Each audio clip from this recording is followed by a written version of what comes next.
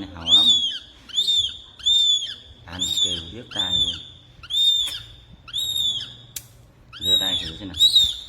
Ủa nhảy luôn. Gớm thật. Này. Loại này hậu lắm. Anh kêu viết tay luôn.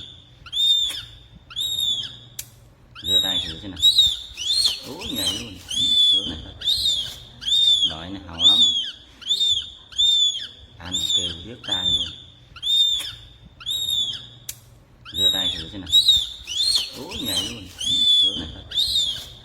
Loại này hậu lắm. Anh kêu viết tay luôn. Giơ tay thử xem nào. Ủa nhảy luôn. Gớm thật. Này. Loại này hậu lắm. Anh kêu viết tay luôn. Giơ tay thử xem nào. Ủa nhảy luôn.